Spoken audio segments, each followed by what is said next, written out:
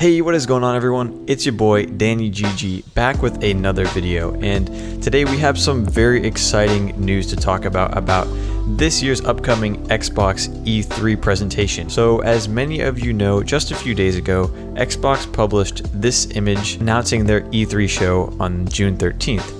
And we can see that Halo Infinite is front and center here, which is really great. So today I have my friend and fellow Xbox fan, Johan, to talk about some things that we can expect heading into the Xbox E3 show. What's up guys, I'm glad to be here. So as you saw in this promotional image, this event is a joint effort between Xbox Game Studios and Bethesda, per their recent acquisition. But at the same time, the show has been announced to only be 90 minutes, so we need to make sure to temper our expectations to reflect that. We're not going to get hours and hours of gameplay for every single game. And as much as I'd like a 90-minute show for Halo Infinite all on its own, we're just not going to get that. And maybe at a later date they'll have a more in-depth show dedicated to Halo, but for now, this is going to be covering all of the Xbox titles. So with that out of the way, let's start by talking about what Xbox Game Studios is going to offer, and then later we'll come back and see what kind of titles we can expect from Bethesda Studios.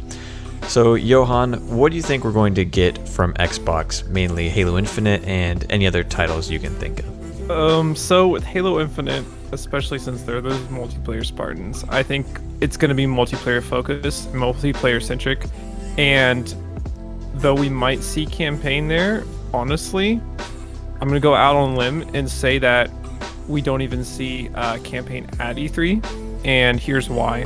Here's why I think they could very well post some campaign like sizzle reels or trailers onto their YouTube or on Halo Waypoint or Xbox Wire or whatever, because I really feel like what they want to do is they want to show this is going to be the show where most people are watching, right? And we've already seen campaign, but we haven't seen multiplayer. The general public has not seen multiplayer, and that's going to be the thing that's hyped up. And even with improvements to the graphics and stuff like that, that can shine through with the multiplayer. But there's still a chance that we'll see some campaign, but with how short this show is, I kind of feel like multiplayer is going to be most of what we get. Yeah, I totally agree. Like you said, the Spartans on that image are clearly multiplayer Spartans, not Master Chief. We'll definitely be getting some Halo Infinite gameplay. They have confirmed that. And as far as how much of the show it's going to take up, I'm hoping they give at least 10 to 15 minutes dedicated to Halo.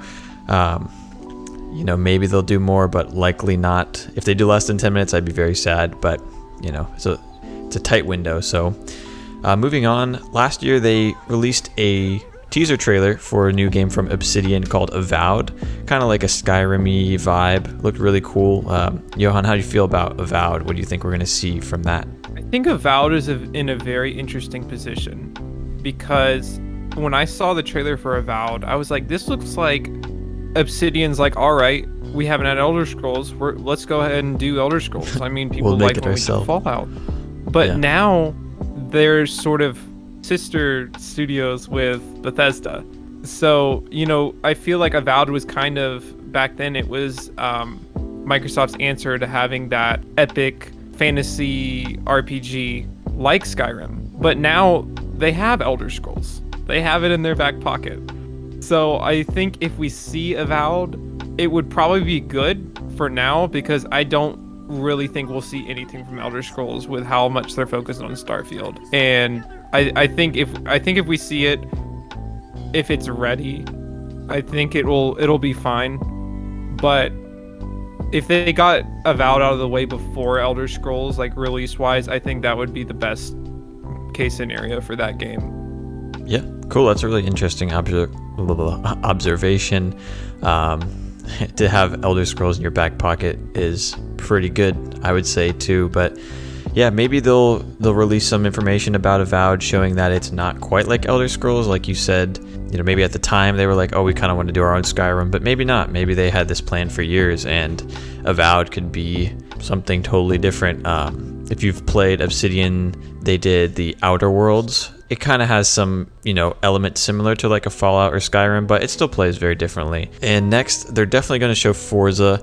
every year at Xbox for the past, I don't know, 10 years, they always just hype this up. You know, in the live shows, they like bring a real car, and it's like, okay, why do we need to do that? But since it's all digital, don't see that happening. But last year they announced a new game, Forza Motorsport, and they're going to have a new Forza Horizon game, because that like sub-series has been super popular lately. So definitely expecting to see something like that. You know, they're gonna boast, oh, the new technology is so crazy, you can really feel like you're in a car or something, whatever. Like, I love Forza, but they get a little crazy with that kind of stuff. Next to another big Microsoft IP, Gears of War. So Gears of War kind of sadly been on the decline the past few years. I personally love Gears of War. I still play Gears 5 almost every day now. It's a great game, super underrated. But Gears 6, there's been some floating rumors of, are we going to see a Gears 6 tease or something? I don't think so. As someone who plays Gears 5 pretty much every day, they're still releasing new seasons. They just dropped season 7 like last week, and there's a lot more they can do with it. And like the base game is just, it's really great. So I don't see them like kind of scrapping that. I think they're just going to keep using Gears 5 as a platform. They already released an extra mini campaign DLC. So if anything, Gears 6, what you might think a traditional Gears 6, they're just going to do a big content drop for Gears 5 or something, which would be great. So probably nothing. Also, the Coalition announced recently that they're transferring to Unreal Engine 5, so they're not, like they said, like, don't expect anything from us right now. So thinking about how Halo Infinite is handling, they're sort of making the whole game into a platform, right, to release content in further. Do you think Gears will take a similar thing and maybe even drop the number in the name and sort of do a soft reboot? Yeah, I think so, because you know that's Halo's plan, to bring everyone back. And you know, no one wants to jump into a game for the first time when it's called Gears 6 or Halo 6, like you said. And after Halo 5, they're doing it. Halo Infinite, using it as a platform, exactly like you said. They could be doing that, because Gears of War is a great franchise, and it's really just sad that like it kind of gets shit on so much now. But that's a really great point. If they're moving to a new engine and, you know, kind of making a big play, that would be sweet. Also, if you look at what they're doing with Forza Motorsport, they're kind of doing the same thing where they're doing a soft reboot.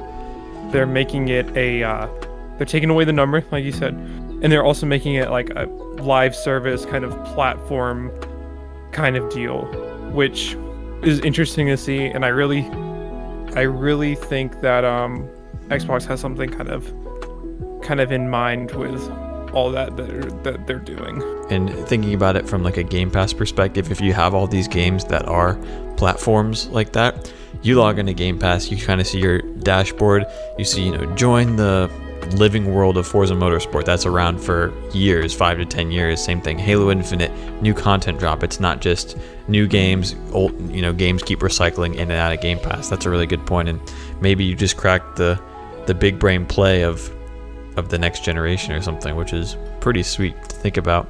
Here's the real question. The real question. Do we see Banjo? Banjo He's been confirmed locked up for Halo Infinite. He's been locked up in the cage at Rare, separated from Kazooie.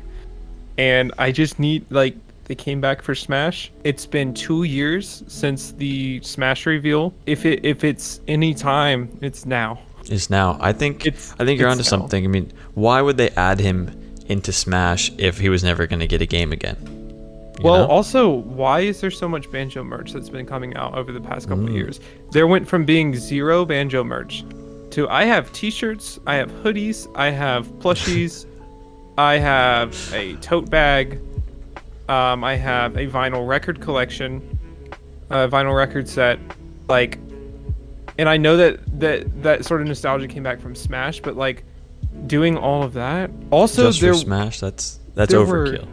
And there were action figures planned to come out, but that company got caught in some legal stuff and like some bankruptcy and all that stuff. So I don't know if that's going to happen. But regardless, if they don't have a platformer, they don't have a platform mascot, They have Super Lucky's Tale, but that's on the Switch, and I think that game is like, it's okay.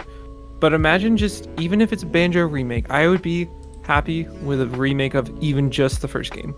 I'd be happy. That just bring Banjo to a new generation. It'll be on xCloud. Yeah. You put it on PC. Just give it to us. We need it. I think you're onto something. I think we could see something, maybe a teaser or a new Banjo game. You know, like Nintendo has proven that those games, you know, platforming, 3D, cartoony vibe, it has such high demand still. Like, grown-ass men are still playing Mario Odyssey because it's a good game. So just do the same thing. Just make Banjo Odyssey, basically. Make it crazy graphics, 120 FPS, Series X, boom, mic drop. And with the accessibility and the affordability of the Series S and positioning it as a good family console with Game Pass and also the free-to-play games like Fortnite and stuff, it would just be the perfect thing to have there in your Game Pass library, and also something to put on the marketing material for Game Pass as well, because you have like Minecraft Steve, you'd have Banjo up there, but you'd also have Master Chief, like the Sea of Thieves guy, a Forza car. It would sort of show that there's a little bit more variety within what you're paying for. Fable, this is a big one, and a lot of people are super hyped about this because Fable 2 and 3 were super popular back in the 360 days, and we had the teaser last year, so I doubt we'll get gameplay, but hopefully we'll get a release window because they haven't even said anything, so we could see maybe like a fall 2022. I don't know. How do you feel about that? I don't know. I mean, it depends on how much they have done with the game. I know that Playground Studios is working on this, which are the people who usually work on the Forza Horizon series.